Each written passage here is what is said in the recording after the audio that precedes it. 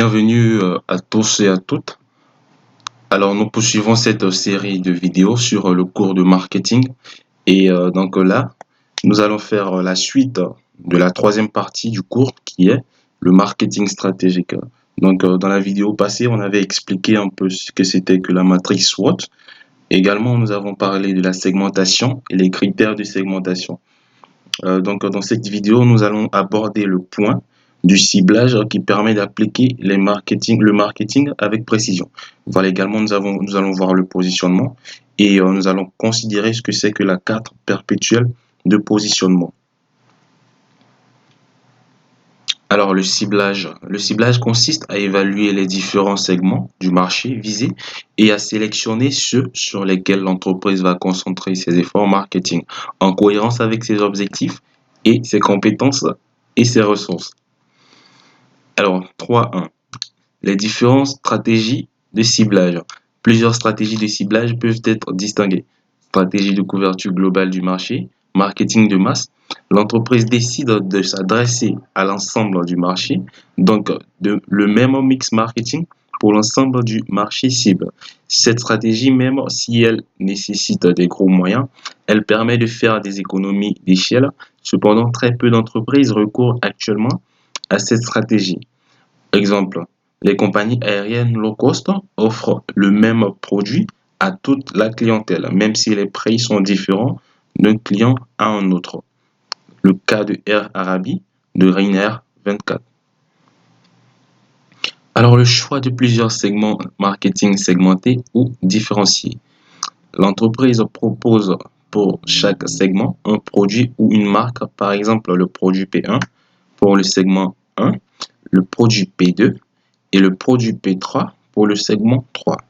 Donc ici, nous avons un petit schéma, un graphique, les sous-groupes de consommateurs aux besoins homogènes, c'est-à-dire chaque groupe a un besoin homogène. Également, nous avons un multisegment, donc le produit 1, le produit 2, le produit 3. Donc pour chaque groupe de consommateurs, nous avons un produit. Donc exemple, un marché de l'automobile. Donc le cas de Dacia, Logan. Donc Dacia, basique sans option. Donc cette marque est destinée à l'usage pour le taxi par exemple. Donc Dacia Ambiance, qui est moins d'options. Cette marque est destinée par exemple à la clientèle moyenne. Donc la Dacia Laureate, plusieurs options, est destinée aussi par exemple à une clientèle exigeante. Alors les points positifs, plus orienté client, moins de concurrence sur son segment. Donc les possibilités de faire une offre plus proche des désirs de chaque segment, d'où une augmentation de la valeur pour le client. Les stratégies de concentration. L'entreprise décide de se spécialiser sur un seul produit et de concentrer ses efforts sur un seul marché qui doit être rentable. Exemple, le cas de la boisson énergisante Red Bull, qui était au début destinée à des consommateurs actifs. En deuxième lieu, nous avons la stratégie de niche. Donc, on parle de niche lorsque le segment choisi est très étroit, mais toutefois rentable et l'offre est très spécifique. L'avantage de cette stratégie réside dans le fait que la concurrence est très limitée ou inexistante. Le segment doit présenter un potentiel de développement dans le futur. Donc, c'est l'exemple des agences de voyage qui se spécialisent dans le voyage de la santé. La niche, dans ce cas, ici, ce sont les malades dans les hôpitaux spécialisés. Alors, nous avons la stratégie de personnalisation. Le marketing personnalisé, marketing one-to-one, chaque client mérite un traitement sur mesure. Donc, cette approche est permise par l'apport des technologies, de l'information et le développement de la science des données ces dernières années. Grâce à la modélisation mathématique des caractéristiques individuelles et comportementales des clients, on peut traiter des problèmes de personnalisation des offres des clients. Par exemple, l'octroi de crédit à banque de manière personnalisée, crédit scoring. La personnalisation et l'adaptation des promotions, le score d'appétence pour chaque client ou la détection des clients churners, clients instables dans les télécommunications. Alors, quatrième, nous avons le positionnement. Alors, définition, le positionnement est l'acte de conception d'une marque et de son image dans le but de lui donner dans l'esprit de l'acheteur une place appréciée et différenciée de celle occupée par la concurrence.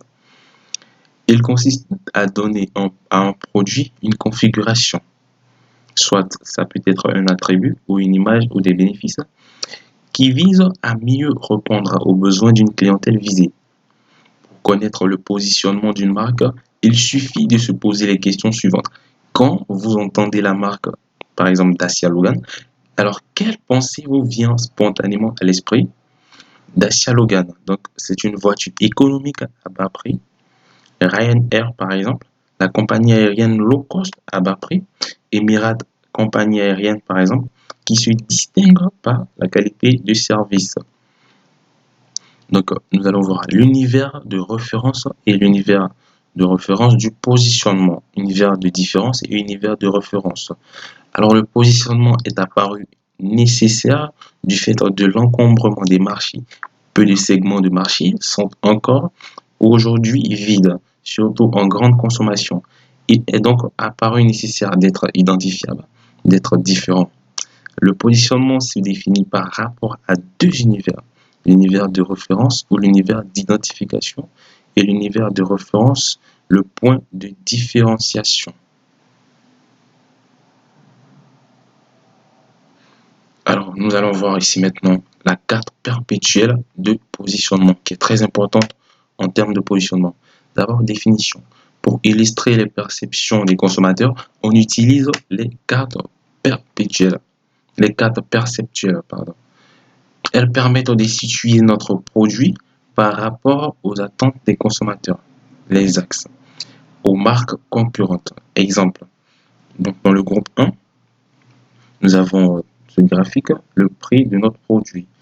Il y a un point A, la qualité perçue B, économique, groupe 2. Donc c'est une sorte de repère par rapport à deux groupes et par rapport à deux prix et aussi avec la qualité perçue, l'économie et l'image perçue par les deux groupes pour le produit en fonction des différents prix.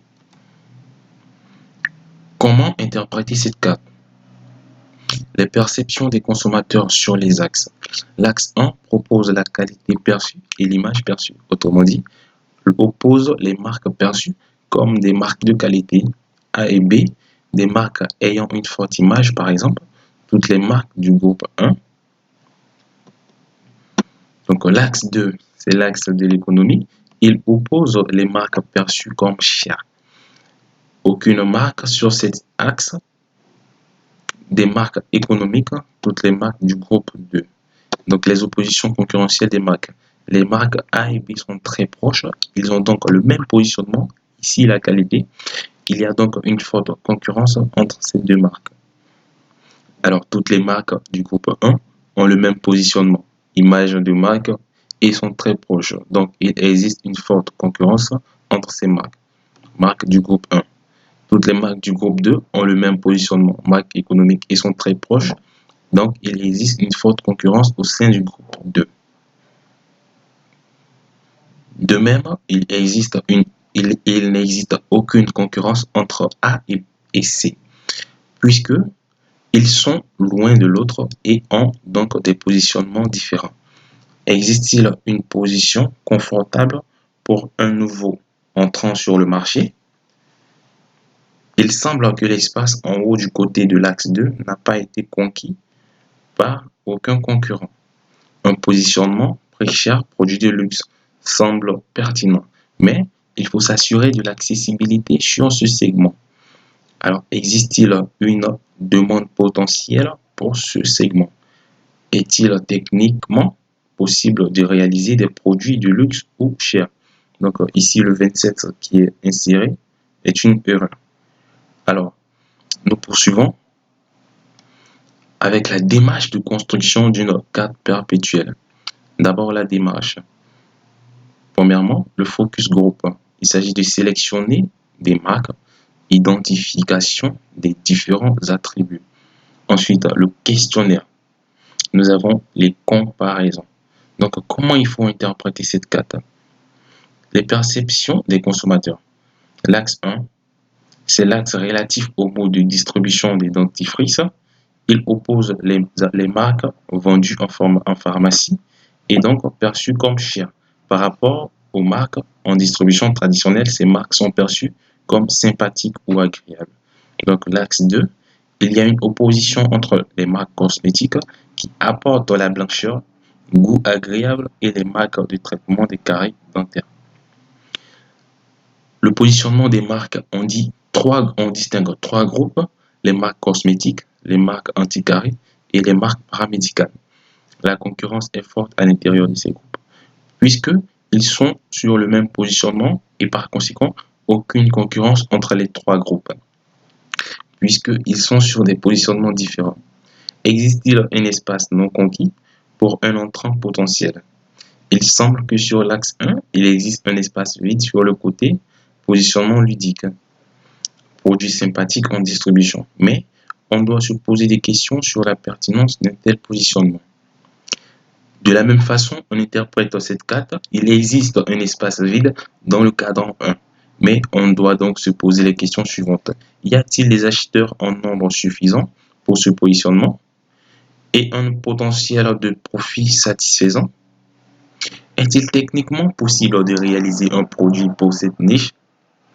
Un défi à relever serait de développer un produit perçu comme paramédical et de haute gamme, un positionnement probablement difficile à réaliser. Donc nous arrivons à la fin de cette vidéo.